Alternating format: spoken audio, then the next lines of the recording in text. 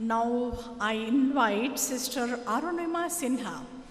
Arunima Sinha, well known as world's first female amputee, climbed to Mount Everest. She is from Lucknow and she has received doctorate degree from University of Strathclyde, Glasgow, United Kingdom.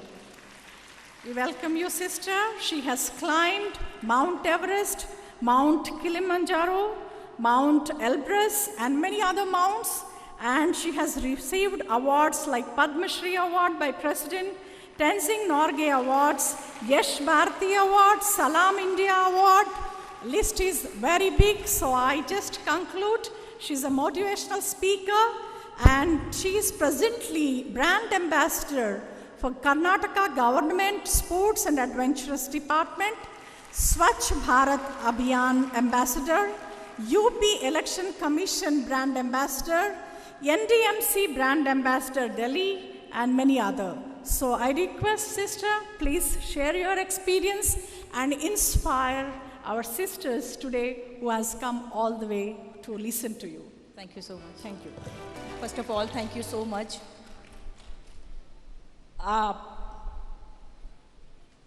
कहते हैं ना कि धरती की परी, अगर वैसे तो मैंने परियों को सिर्फ किताबों में पढ़ा, स्टोरीज में पढ़ा है, दादी नानी सब सुनाते थे, लेकिन लिटरली अगर बात करें यहाँ की, तो हम देख रहे हैं अपनी परियों को कि आज जो यहाँ पे इतना बड़ा विंग बना रखा एक परियों का, शायद मेरा तो मैं बहुत ज़्यादा नहीं आ पाई हूँ, मेरा ये सौभाग्य है कि आज मैं आप सबके बीच में हूँ, इन परियों के बीच में हूँ। तहे दिल से मैं हमारे सामने जो हमारी कुलदीप दीदी, ज्योति भाई साहब और जितनी भी परियां यहाँ पे हैं, मैं आप सबको तहे दिल से प्रणाम करती हूँ कि आप सब ने मुझे यहाँ पर बुलाई, ये मेरा सौभाग्य है। कहाँ मिलता है लोगों को मौका। और दोस्तों, आप सबको बहुत अच्छा मौका मिला है यहाँ पर आने का। आज इस हॉल से सिर्फ एक दूसरे के सुनकर या फिर खाना पूर्ति करके मत जाइएगा, आज खुद से एक प्रॉमिस करके जाइए कि मुझे भी कुछ करना और बदलना है। सिर्फ इस हॉल से इतना प्रॉमिस करके जाइएगा, किसी और को दिखाने की ज़रूरत नहीं है, सिर्फ खुद को देखना है, खुद को करना है, अपने आप को बदलना है, अपने अंदर की चीज़ों को बदलना है। मैंने भी कभी भी, मैं उम्मीद की बात करते हैं, अगर मुझे, चाहे मैं रेलवे ट्रैक पे थी, मुझे एक उम्मीद थी कि शायद मुझे कोई बचा लेगा, मुझे एक उम्मीद थी कि शायद मैं उठ के खड़ी हो जाऊं। आज उस उम्मीद ने आज इतना बड़ा प्लेटफॉर्म मुझे मिला है, इस उम्मीद की वजह से ही। और कहते हैं ना, बिना सहयोग के आप कभी भी आप अकेले कुछ नहीं कर सकते, पूरी टीम की ज़रूरत हो, चाहे एडवेंचर हो, स्पोर्ट्स हो या फिर कुछ भी हो, आपका बिजनेस हो, एडवेंचर, स्पोर्ट्स या फिर कोई भी बड़ा काम करते हैं, तो आपको एक पूरी टीम की ज़रूरत होती है। जब एक टीम इस तरीके से काम करती है तो आप ज़बरदस्त एक विस्फोट करते हैं। अगर मैं अपनी टीम की बात करूं तो मुझे बछेंद्री मैम, मेरा परिवार, मैं एक शब्द बोलूँगी, मेरा परिवार मेरे लिए एक रीढ़ की हड्डी बनकर था मेरे लिए, और शायद इससे ज़्यादा कुछ हो ही नहीं। एक रीढ़ की हड्डी क्या हमारे शरीर में काम करती है आप सब जानते हैं। और खुश रहने की बात करें अगर, तो मैं तो हमेशा खुश रहती हूँ, प्रॉब्लम्स बड़ी सी बड़ी भी आ जाएं तो भी मैं खुश रहती हूँ। और हमेशा यही, सामने वाले को कभी पता भी नहीं चलता है कि इतना कुछ पीछे चल रहा है, या फिर घर में थोड़ी देर पहले लड़ाई करके भी अगर मैं आई हूँ, लेकिन बाहर जब कोई आता पूरा स्माइल करके मैं बात करती हूँ, तो वो तो हमेशा चलता ही रहता है। और मैं आपको अगर कुछ चीज़ें, अगर अपने जीवन की स्टोरी सुनाऊं अगर, तो 2011 में, शायद आप सबको पता होगा कि 2011 में मुझे चलती ट्रेन से कुछ बदमाशों ने उठाकर बाहर फेंक दिया था, सिर्फ एक सोने की चैन के लिए। मेरे गले में एक सोने की चैन थी, कुछ जॉब इंटरव्यू था, बदमाशों ने लूटपाट शुरू किया ट्रेन में, और मुझे ट्रेन से ऐसे उठा करके बाहर फेंक दिया था। दुर्भाग्य ये था, उसी समय दूसरी ट्रैक से ट्रेन आ रही थी, पिंग पोंग होकर टकराई, मैं नीचे गिरी, ट्रेन निकल गई, मैं उठने की कोशिश किया और मैं उठ नहीं पा रही, मैं ब्रेन कॉन्शियस पूरी तरीके से काम कर रहा था, तो मुझे लगा कि मैं क्यों नहीं उठ पा रही हूँ। थोड़ी देर बाद जब मैंने अपना पैर उठा करके देखा है तो मेरा पैर कट के जीन्स में हैंग हो रहा था, मेरे पैर से ब्लड निकल रहा था, मेरे दूसरे पैर की हड्डी यानी कि राइट लेग की हड्डियाँ मेरे टूट के जीन्स के बाहर आ गई थी। ट्रेन कभी इधर से निकले कभी इधर से निकले और अच्छा सॉरी, ट्रेन कभी इधर से निकली कभी इधर से निकलती थी और मैं लगातार उसी ट्रैक पे थी, इस उम्मीद के साथ में कि कोई मुझे बचा ले। सुबह हुआ गाँव, और इतना ही नहीं, लोग टॉयलेट करते थे तो मेरे साइड में पड़ता था, मेरा एल्बोज ये सब मेरे टूट चुके थे, ये सब टूट चुका था, लेकिन फिर भी एक उम्मीद थी कि शायद मुझे कोई बता। सुबह हुआ, गांव वालों ने मुझे देखा, उठा करके डिस्ट्रिक्ट हॉस्पिटल बरेली उत्तर प्रदेश ले जाके मुझे एडमिट किया। वहाँ के CMS फार्मासिस्ट डॉक्टर आपस में बातें कर रहे हैं, आपस में बातें करें, हमारे पास एनेस्थीसिया नहीं है, ब्लड नहीं है, ऑक्सीजन नहीं, इसका इलाज शुरू करें तो कहाँ से शुरू करें। मैं नीचे से मुझे रख दिया गया था हॉस्पिटल में। सिर्फ उतनी देर में मैंने एक बार बोला, कितनी देर तक तो मैं रेलवे ट्रैक पे थी, अभी तो आप मेरा पैर अच्छे के लिए काटेंगे, बिना एनेस्थीसिया काट दीजिए।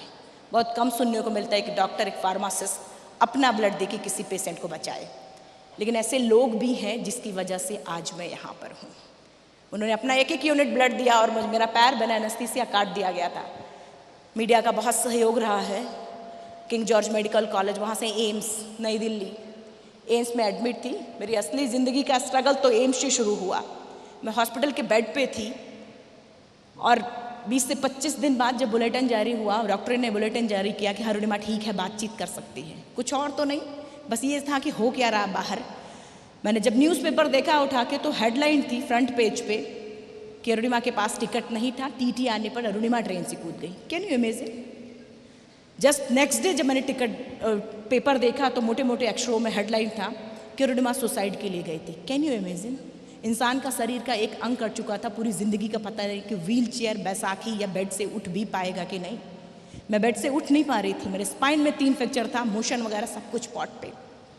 फ़र्क नहीं पड़ता कि वुमेन है मैन है, फ़र्क सिर्फ इतना पड़ता है कि एक इंसान है, उसके शरीर का एक अंग कट चुका है, पूरी ज़िंदगी का पता नहीं है कि व्हील चेयर है, बैसाखी। यकीन मानिए, हॉस्पिटल के बेड पे अगर आपको ये लग रहा होगा कि मैं टूटी नहीं, तो ऐसा कुछ भी नहीं, पूरी तरीके से मैं टूट चुकी थी। लेकिन स्टार्ट वहाँ से करना था। हॉस्पिटल के बेड से मैंने डिसाइड किया कि लाइफ का सबसे टफ गेम माउंटेनिंग। होता क्या है, जब लीक से हटकर आप कोई गोल, जैसे हमारी बहन अभी बता रही थी कि लीक से हटकर कोई गोल जब आप बनाते हैं तो आसपास के लोग सिर्फ 2 काम करते हैं, या तो आपको अपने बराबर खींच के लाके खड़ा करते हैं, या तो बोलते ये तो पागल हो चुकी है, मतलब कुछ अलग। जब भी कुछ आप अलग करने की कोशिश करेंगे तो आसपास के लोग ही, क्योंकि दूर का आदमी आपके साथ कभी बात ही नहीं, या फिर वो रिएक्ट नहीं कर सकता, आसपास के लोग रिएक्ट कर सकते हैं। तो वो ये फ्रंट, उस दौरान जब मैं ट्रेनिंग में थी या फिर हॉस्पिटल में, जब लोग मुझे पागल और सनकी बोलते थे, मुझे थोड़ा सा इरिटेशन और गुस्सा आता था। लेकिन आज की डेट में जब लोग मुझे पागल और सनकी बोलते हैं तो मुझे बहुत खुशी होती। क्यों? क्योंकि मुझे उस पागलपन का मतलब समझ में आ गया है। जिस दिन आपके गोल के प्रति लोग आपको पागल बोलना शुरू कर दें, उसी दिन आप समझ लीजिए आपको कोई भी नहीं रोक सकता है। इवन आप खुद अपने आप को आप नहीं रोक सकते हैं। और ये मेरी कोई किताब की बातें नहीं हैं, एक एक पल का मेरा खुद का एक्सपीरियंस है। जब, और इतिहास उठा करके देख लीजिए, जब जब जिस पर ये समाज हंसा है, उसी ने इतिहास भी रचा। ये भी एक इतिहास है, इतिहास उठा के देख सकते हैं आप। पागल इतिहास बनाता है, बहुत ज़्यादा सोचने या फिर बहुत ज़्यादा सोचने में टाइम वेस्ट करने वाले इतिहास नहीं, वो तो फिर सोचते रह जाते हैं। पागल इतिहास बना, फिर वो पढ़ते हैं उनके बारे में। मैं खैर, मेरी जर्नी में सबसे ज़्यादा प्रॉब्लम यही था कि लोगों को समझा पाना। लोगों को ये था कि अरुणिमा आर्टिफिशियल पैर है, नहीं हो सकता, एक वुमेन एडवेंचर मैन गेम है, नहीं हो सकता। मुझे सुनने से पहले लोग अपना डिसीजन बता देते थे कि नहीं हो सकता। मेरी जर्नी में जब मैं पहुंची हूँ काठमांडू, जब भी किसी बड़े पीक पे जाते हैं तो लोकल गाइड को लेते हैं, शेरपा। उसने जब मेरा आर्टिफिशियल पैर देखा, रॉड जैसा, दूसरा पैर में स्टिचेस के निशान है, यानी कि रॉड है, thigh to knee and knee to ankle. अरे इसका एक पैर तो रॉड और दूसरा पैर के अंदर रॉड है, नहीं जा सकती। बछिंद्री मैम मुझे सी ऑफ करने के लिए गई थी, उन्होंने बोला अरे भाई उसने पूरी ट्रेनिंग ली है, वो सबमिट करेगी। जब इंडिया से 6 लोग थे, रॉकी एरिया तक सबसे बेस्ट, सबसे अच्छा में चली। लेकिन जैसे ब्लू और ग्रीन आइस शुरू हुआ है, जितनी चीज़ें सुंदर होती हैं उतना वो टफ होता चला जाता है। मैं कुछ पल, एवरेस्ट में 4 कैंप लगते हैं, कैंप 3 तक जाते जाते जिसको जाना होता जाता, नहीं तो कैंप 3 से वापस आ जाता, क्योंकि ऑक्सीजन लगना शुरू होता है। मैं कैंप 3 में थी। बड़ा मुश्किल पल वो होता है जब 4-5 लोग किसी चीज़ को कर रहे हैं और अचानक आपका टीम मेंबर बोले कि मुझसे नहीं होगा, मैं नहीं कर पाऊंगा या फिर नहीं कर पाऊंगी। उसको हम समझाने की कोशिश करते, हो जाएगा भाई, हम भी करते हैं। मैंने जब समझाने की कोशिश की, 2 लोग वापस जाने की कोशिश कर रहे थे, मैंने समझाने की कोशिश की, उनका जवाब था कि क्या है, तेरा एक पैर नहीं है, दूसरा भी कट जाएगा तो क्या प्रॉब्लम है। मेरे पास सच में कोई जवाब नहीं था उस समय। मैं पीछे हटी और कैंप 3 से लेकर कैंप 4 तक मैंने खुद, जैसे स्टार्टिंग में आते ही मैंने बोला कि आप खुद को मोटिवेट करिए खुद। मैंने कैंप 3 से कैंप 4 तक सिर्फ ये बोला है कि रुडिमा, जो तुझ में है वो इसमें नहीं, इसलिए ये एवरेस्ट बिना सबमिट किए वापस जा रहा, तू सबमिट करके वापस आएगी। मैंने एक एक कदम पे ये बोला है। और खैर कैंप 4 में थी मैं, नेक्स्ट डे 1 बजे रात को मैंने शुरू किया था कैंप 3 से, नेक्स्ट डे दिन में कैंप 4 थी। कैंप 4 पहुंचना भी अपने आप में बहुत बड़ी बात होती है। विद द प्रोस्थेटिक लेग में कैंप 4 थी, तो मेरे लिए बहुत ही अच्छी बात थी, बहुत खुश थी मैं। जगह जगह टेंटेज लगे हुए थे, बॉडी को एक्लेमेटाइज करना था, नेचर से अपने आप को मिलाना था। मैं टेंट के बाहर निकल के घूम रही थी, ऑक्सीजन लगा था। मेरे बगल वाले टेंट से 4-5 शेरपा किसी को खींच कर बाहर निकाल रहे थे, ऐसे खींच के बाहर निकल। उत्सुकता थी मुझे देखने की।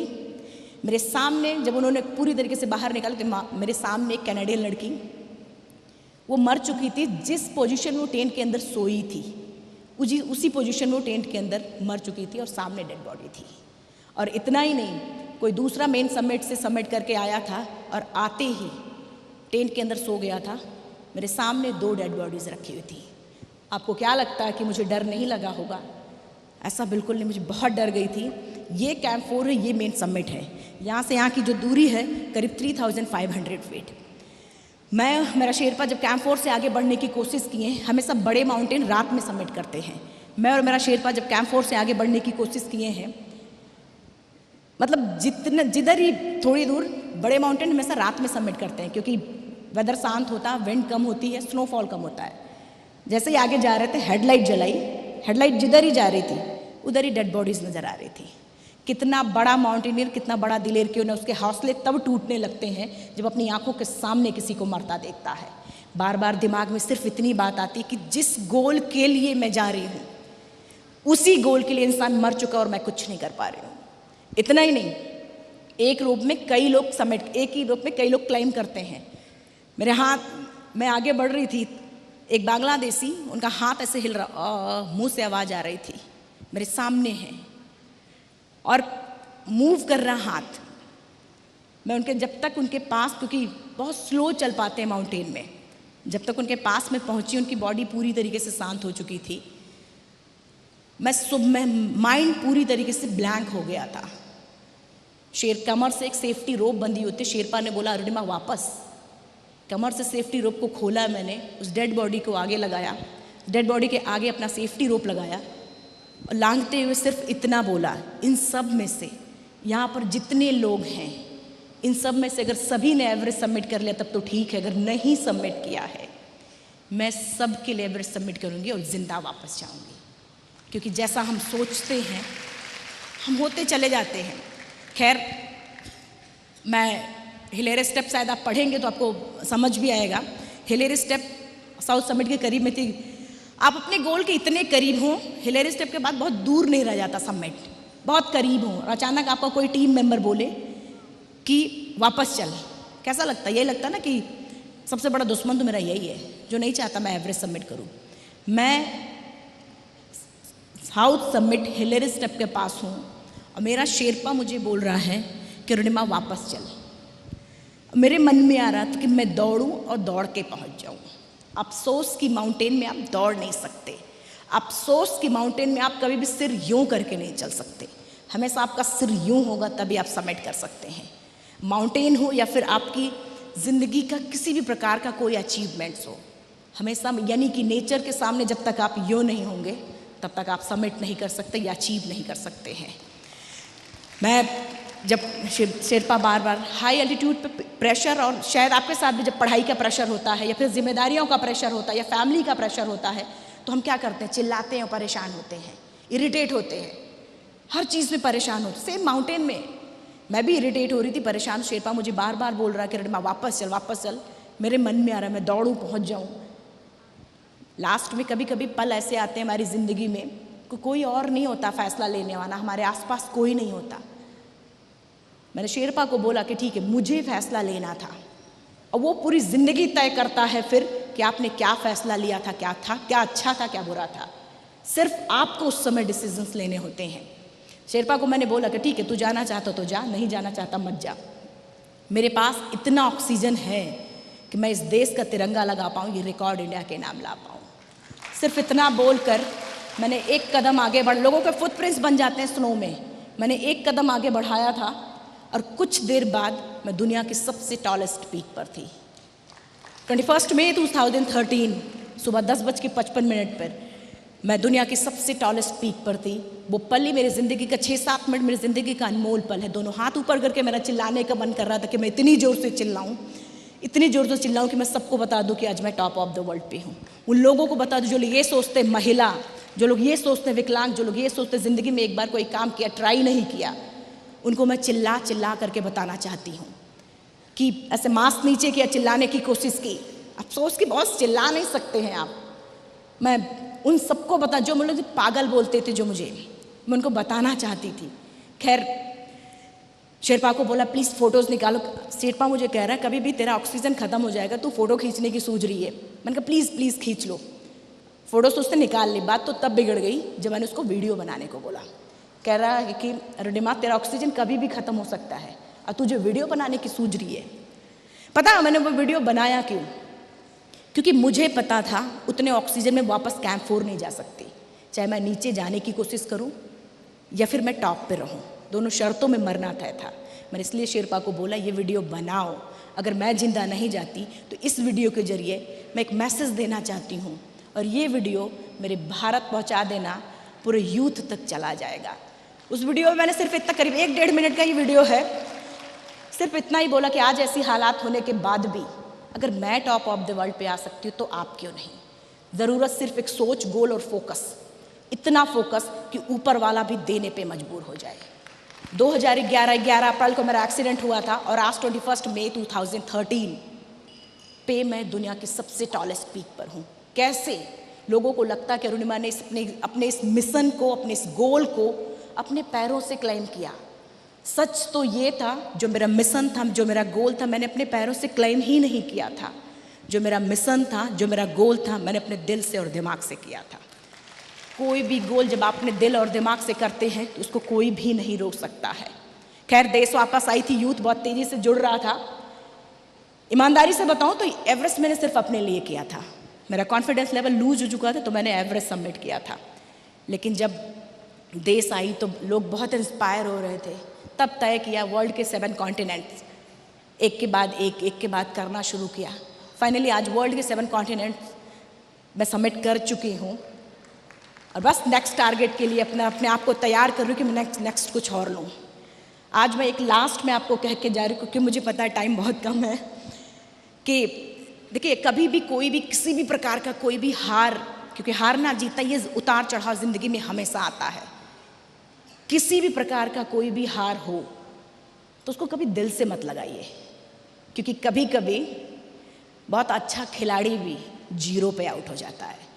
तो इस बात को हमेशा ध्यान रखिए कि 0 पे आउट हो गए तो इसका ये मतलब नहीं है कि वो अच्छा खिलाड़ी नहीं है। नेक्स्ट वेट करिए, फिर से तैयार होइए और फिर आगे बढ़िए, उसी उम्मीद के साथ, उसी खुशी के साथ, उसी पूरी टीम के साथ। और मेरी फेवरेट 4 लाइन की पंक्ति जो मैं हमेशा बोलती हूँ, अभी तो इस बाज की असली उड़ान बाकी है, अभी तो इस बाज की असली उड़ान बाकी है, अभी तो इस परिंदे का इम्तहान बाकी है, अभी अभी मैंने लांगा है समुद्रों को, अभी तो पूरा आसमान बाकी है। Thank you so much, thank you so much.